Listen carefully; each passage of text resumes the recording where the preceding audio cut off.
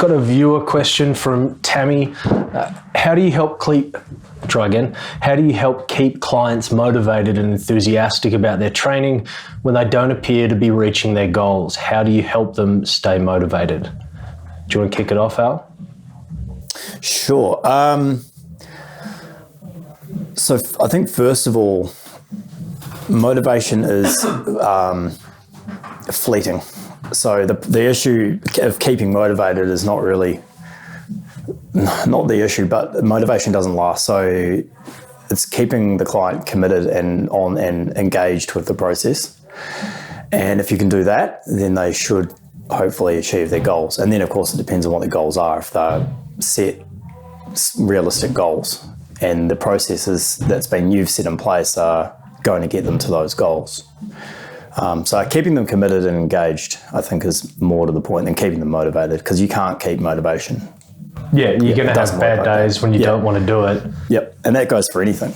Yep. Yeah. But in particular, because they're essentially trying to commit to a process of change, taking themselves from point A to point B, which means changing their equilibrium, changing their set point, and that is uncomfortable, and people don't like being uncomfortable.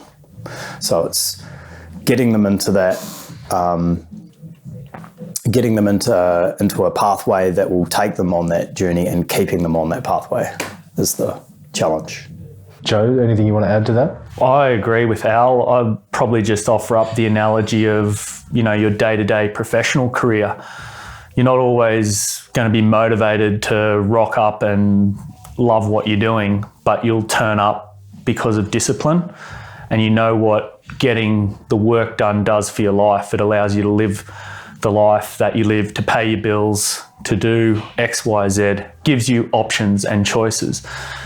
And training's the same. Like Ben spoke about it in a podcast about discipline actually being the most common denominator in longevity when it comes to your training, because like Al said, you'll go through lulls in motivation. But if you're disciplined enough to turn up and you know why you're turning up because of what it's going to allow you to do in your life, in terms of having a functional, strong body that gives you options. You can climb a mountain, you can go on a ride, you can go on a hike, you can ride a motorbike, you can do all these things that allow you to live a happier, more fulfilled life, if you like, if you're disciplined enough to turn up even when the motivation is lacking. And sometimes, you set goals for certain things, and for all intents and purposes, you can achieve those goals. But then life happens. You've got to go away, you have an injury. You need to be willing to make amendments to your goal, to make adjustments and changes, if you like. And then once you're back to where you need to be, you can then go for those same goals again. So yes, I think it's normal to lose motivation, especially when you're not getting to where you want to be. And don't think that that's it then. Pack up my bags and quit. Because if you do that, then you got no chance. Yeah, then you're definitely not getting there. That's right. And for people that play team sports, for example, you lose motivation to train sometimes. But if you just pack your bags and you quit, that's it. There's no. I mean, you can come back at a later time when you feel more motivated, but that same process is going to happen. And if you keep doing the same thing, you're going to get the same results. Yeah, so it's important to be disciplined, even when you are lacking motivation. And if you're doing that in a team sport, your teammates probably won't want to play with you for very long if you only do it when it's easy for you. 100% agree with that. Yeah, I think the other thing too, the person has to at some level enjoy the process. Yes. Because if you are going to grow, if like for instance, weight loss is a classic.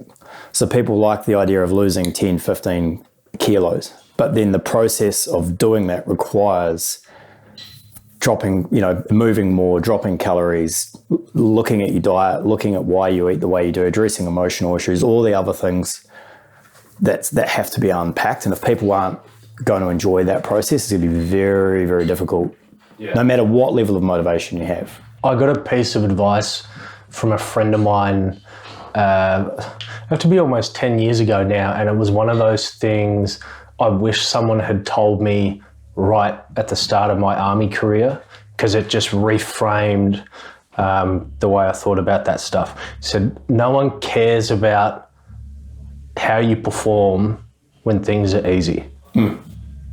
If once it gets difficult, then people are paying attention to see what kind of character you've got. Like, it's easy to be, a fun, enthusiastic, motivated person when there's really nothing for you to deal with and overcome. It's when it's struggle. Yeah, there's no struggle, so there's nothing particularly.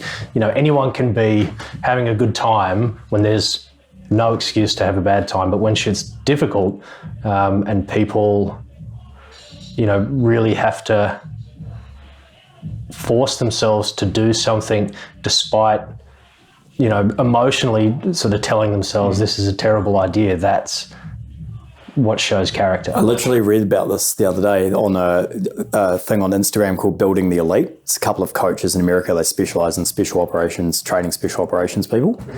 And they were talking about people training in gyms or, and they're training and they're operating in basically perfect conditions. And it doesn't count for much out when you're actually, it's relating to the military world. But it doesn't count for anything. The fact that you can squat 100 kilos in a gym doesn't mean shit if you can't carry a rucksack up under fire and like under pressure, under emotional pressure. Yeah, it's easy. It's easy to get someone, on paper, it's easy to get someone physically to the point where they can do really difficult tasks. But to get them to do it when they're tired and wet and miserable that's what you're really looking for. I don't think it gets used much anymore, but there used to be something called a sickener that was thrown into whether it was just unit physical training or selection for certain things, and a sickener was a task that was impossible to complete comfortably. So it would be carry an ammo box that weighs 60 kilos that has one handle and it's on the side. So you can't carry it comfortably. One person can hold the handle, but you can't, there's no handle for the other side. So you're going to constantly be moving the thing around. It's just going to suck to carry it all the time. Or, you can do similar stuff in the gym, like, instead of doing a normal farmer's carry, get two really heavy war balls or med balls and carry them like barrels under your arms. It's difficult to hold them there to begin with, and it's just uncomfortable. And that's kind of the point. There was one other thing I wanted to add, if I can remember what it is. So I'm talking about motivation, getting people to stick with their goals, and you were sort of using the analogy of work.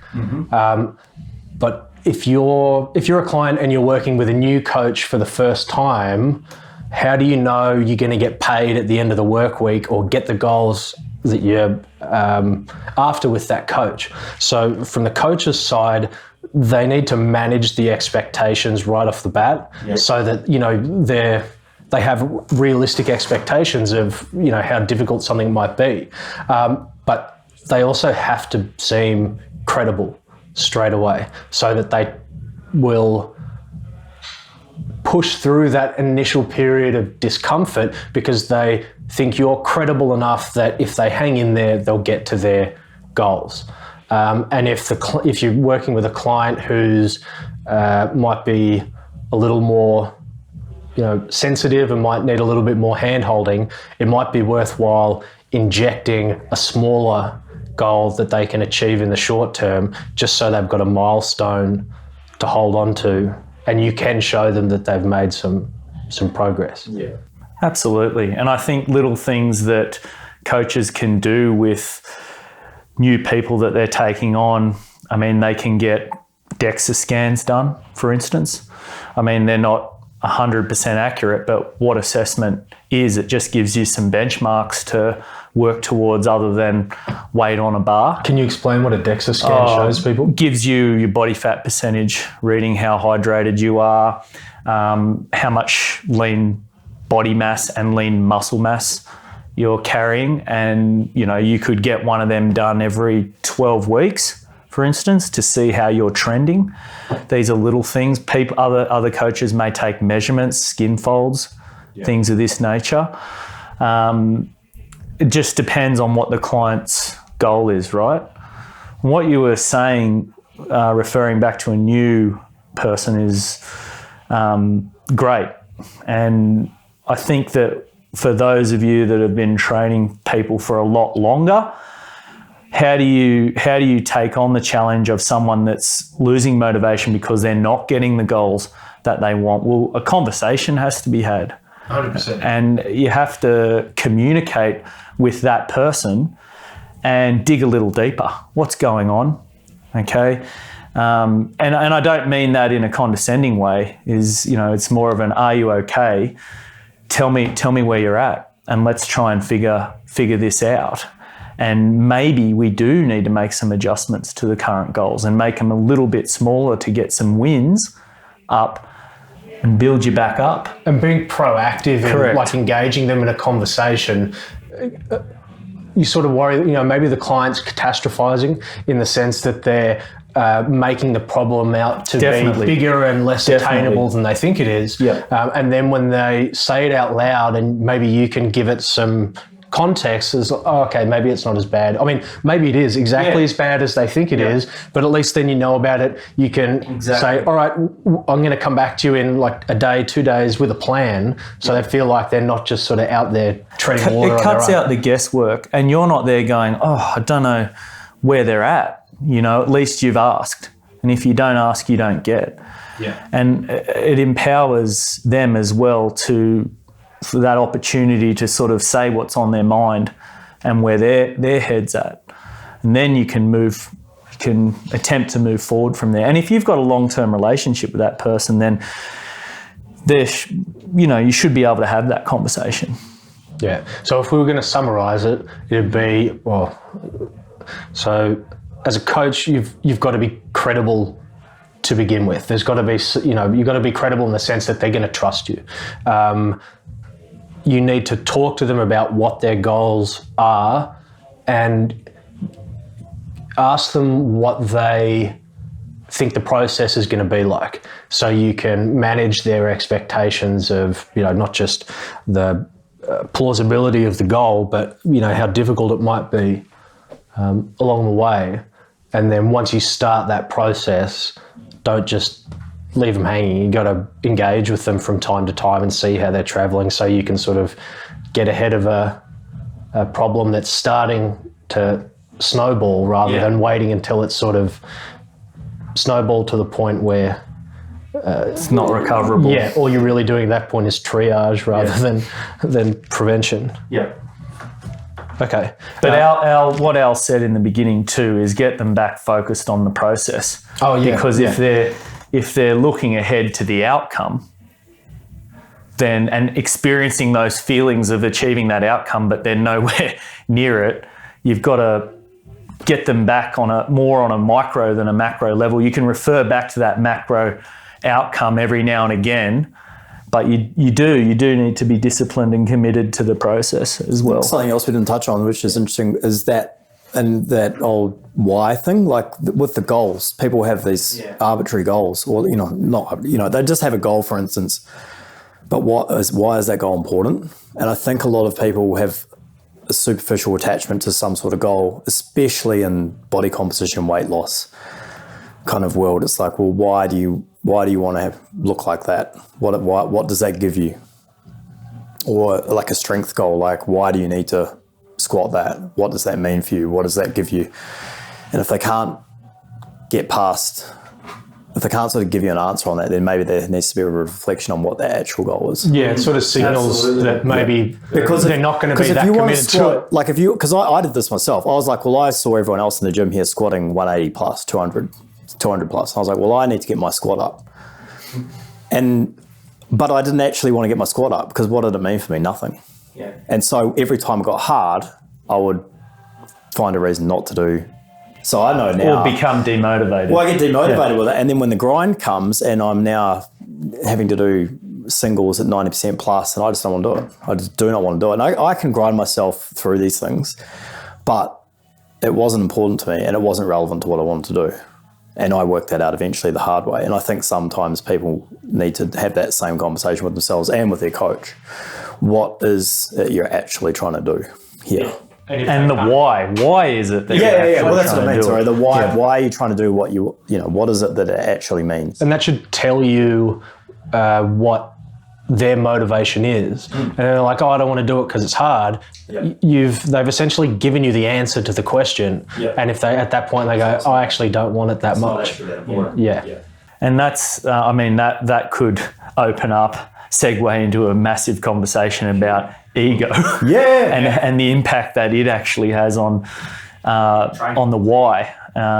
But in reality, I think we've spoken about this a couple of times, what you've got to think, short term you might want these things, but long term you want to have your health and functionality for as long as you can, right? Wouldn't that outweigh this? If not, you're willing to make the sacrifices that need to happen to get this thing in the short term, at least you're aware of the consequences. Yeah, as long as you're not There's going into a options to get blind. short-term goals. There are plenty of options to get something real quick. But they might have a trade-off. They have a very big and you trade-off. have to be They do comfortable have a trade-off. and you have to be comfortable with the trade-off and getting the goal.